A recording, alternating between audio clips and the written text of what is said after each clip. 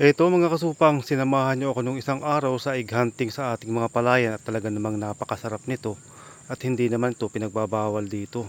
Kaya ngayong araw mga kasupang ay magmimingwit naman tayo para maitawid natin yung ating maghapon na mga libreng pang-ulam. Sabi nila mga kasupang masibad raw yung tinapay kaya naman sinubukan nating magpain ng tinapay at ayan nga mga kasupang umuntik na tayong makatulog sa tagal na hindi sinisibad yung ating kawil. Kaya naman mga kasupang ayan nasa kubo tayong yan ay sinubukan natin ito. Subukan naman natin mga kasupang yung kuhol.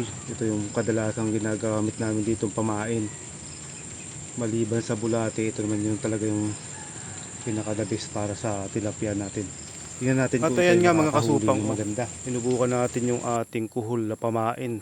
Dati kasi puro bulate kaso sawa na sila at naging mabisa naman mga kasupang yung pagsubok natin dun. Nakaisang huli agad tayo na 1/4 ang kilo niyan mga kasupang, napakalaki ng tilapia na yan.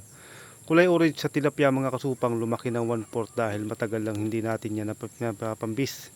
Kaya naman tuwang-tuwa tayo dyan at ito, tinulungan na tayo ng ating kapatid sa pamimingwit. Ito mga kasupang ay marami rin nga palang mga hito, kaya naman kung makahuli kami ng hito ay talaga namang libre at free na ito, mga native na hito. At naging sunod-sunod na nga yung ating huli dyan. Lalong lalo na yung huli ng ating kapatid dahil mas magaling siya sa atin. Ayan o. Napakasarap talaga mga kasupang mamingwit sa palaisdaan ng kuya ko.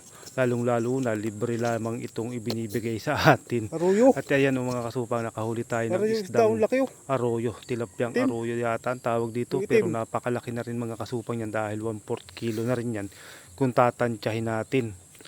So bali tuloy-tuloy lang sana ang aming pamimingwit dito kaso masyadong makulimlim at kokonti yung sumisibad.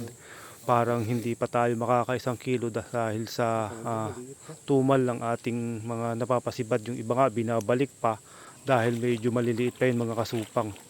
Pero sa ganitong uri ng kahirapan dito sa ating probinsya mga kasupang, lalong lalo na sa ulam, ay talaga namang ay pwede na yan. Ika nga tinitira nga natin yung mga dilis ito pa kaya mas malaki ito sa dilis. Kaya naman ito mga kasupang, nakahuli tayo ng 4 na piraso na malalaki yung hito na kay kuya.